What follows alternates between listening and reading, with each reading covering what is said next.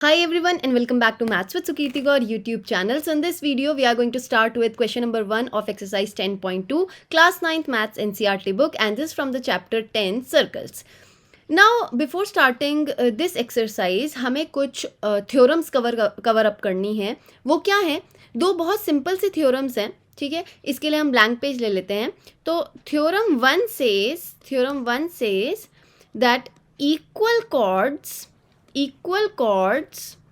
of a circle subtends equal angles at the center.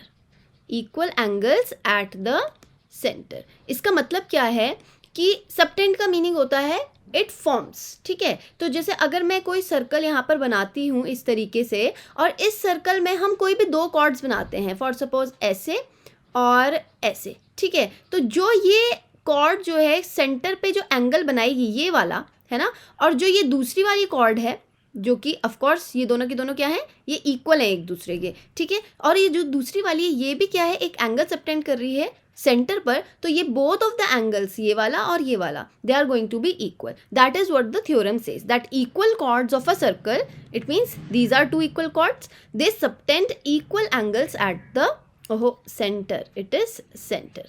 Alright, कि centre पे वो दोनों के दोनों क्या करेंगे, इक्वल एंगल को बनाएंगे. क्लियर. अच्छा, थ्योरम 2 सेज, थ्योरम 2 एक और थ्योरम है, इसका जस्ट ऑपोजिट कर लीजिए. क्या हो जाएगा इसमें कि the angle subtended by two chords, इसके आगे लिख लेते हैं, if the angles subtended by two chords of a circle are equal at the center, then the two chords are equal.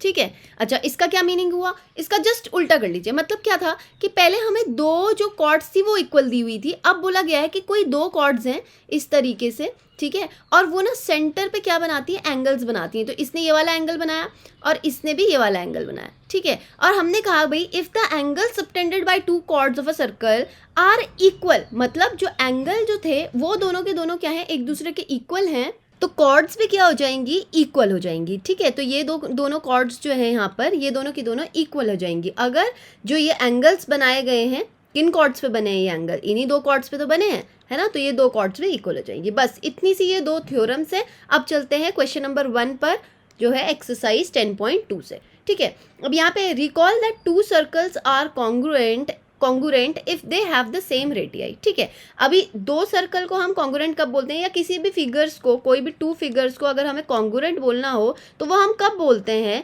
जब उसके सारे एलिमेंट्स, मतलब जो भी पार्ट्स है उसके, चाहे साइड्स हो चाहे रेडियस हो, है ना, जो भी एलिमेंट्स हैं उसके, वो क्या होते हैं, एक दूसरे से इक्वल होते हैं. क्लियर है. तो सर्कल के केस में एलिमेंट क्या है, सिर्फ और सिर्फ रेडियाई से ही सारा कुछ बनता है. तो रेडियाई जब इक्वल हो जाते हैं दो सर्कल के, then they are called congruent circles. Right. Prove that equal chords of congruent circle subtend equal angles at their centre. तो ये क्वेश्चन कह रहा है कि हमें जो बताना है वो ये बताना है कि जैसे यहाँ पर ये टू सर्कल्स हैं, ये पहला सर्कल ले लिया मैंने और ये दूसरा सर्कल ले लिया मैंने.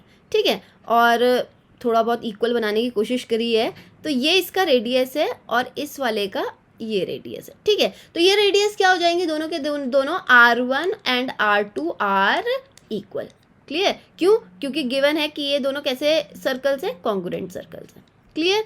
अच्छा, तो यहाँ पे बोला है prove that equal chords of congruent circle. तो इक्वल कॉर्ड हमने ऐसे बना ली. चलो, एक ये इक्वल कॉर्ड है जो कि इक्वल है इस वाले के. ठीक है, तो ये दोनों कॉर्ड्स क्या हो जाएंगी, एक दूसरे के इक्वल हो जाएंगी. Subtend equal angle at their centre. तो सबसे पहले तो सेंटर को इस कॉर्ड के एंड से जोड़ लेते हैं इस तरीके से. ठीक है, और इसको भी इस तरीके से जोड़ लेते हैं.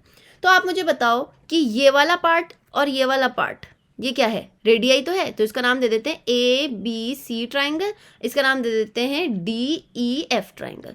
ठीक है, तो हमसे बोला गया है कि ये वाला एंगल और ये वाला एंगल, ठीक है, prove that equal cord of congruent subtend equal angle. तो हमें प्रूव करना है टू प्रूव एंगल BAC, है ना, सबटेंड किया है इस कॉर्ड ने, BC कॉर्ड ने, इक्वल होगा एंगल EDF के। This we have to prove.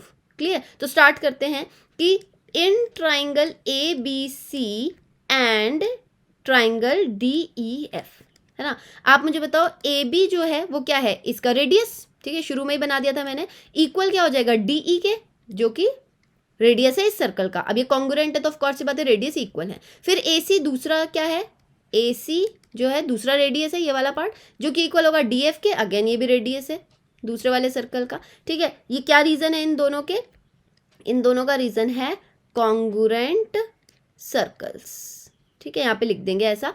और लास्ट पार्ट जो है वो जो इक्वल है वो क्या है, कॉर्ड्स BC एंड EF। तो यहाँ पे लिखेंगे गिवन कॉर्ड्स इक्वल।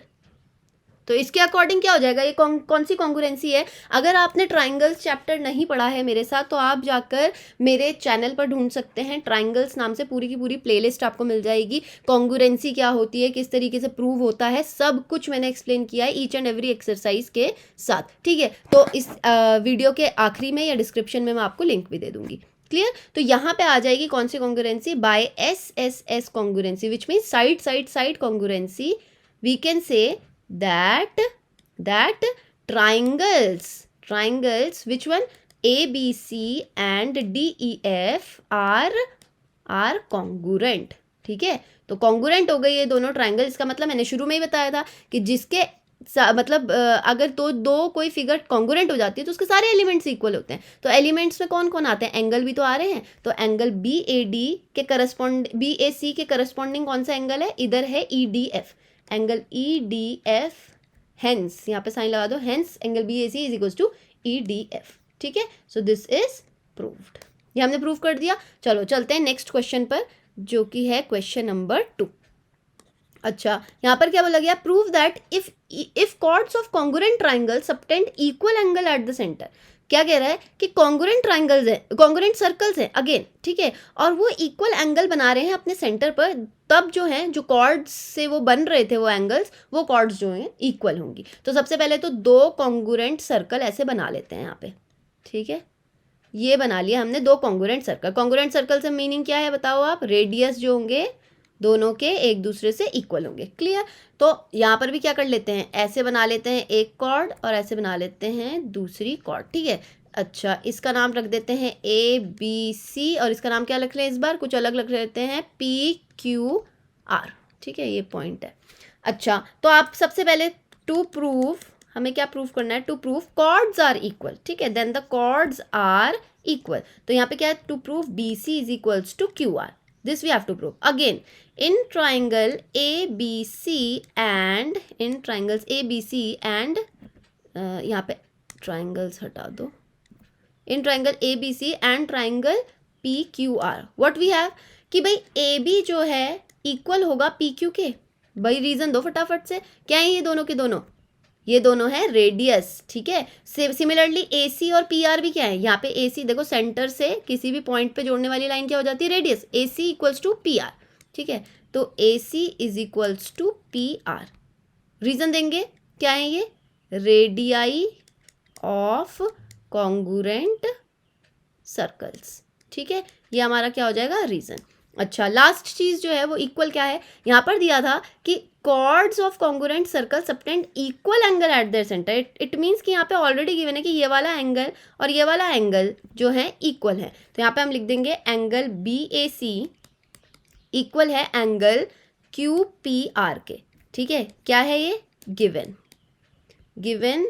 इन स्टेटमेंट या गिवन इन क्वेश्चन, ठीक है। तो यहाँ से आप मुझे बताओ कौन सी कॉन्ग्रुएंसी काम करेगी। तो अगर आपने अगेन ट्राइंगल वाला चैप्टर नहीं देखा तो प्रॉब्लम आएगी जानने में, ठीक है। तो ये वाली साइड इक्वल है ये वाली साइड के, ये वाली साइड इक्वल है ये वाली साइड के, और बीच में एक एंगल इक्वल है। तो ये है बाय SAS, जहाँ पे दो साइड अलग से होती है, बीच में एक एंगल आता है, ठीक है। ये दिख रहा होगा आपको, एंगल आ रहा है दो इक्वल साइड के बीच में। By SAS congruency we have triangle ABC, congruency का साइन क्या होता है, ये वाला, कॉन्ग्रुएंट टू ट्राइंगल PQR, ठीक, तो यहाँ से क्या बोल देंगे हम, तो BC और QR जो है इनका पार्ट है, इन ट्राइंगल्स के एलिमेंट हैं वो, है ना, ये BC और ये QR जो है इनका पार्ट है, तो hence BC is equals to QR, why, corresponding parts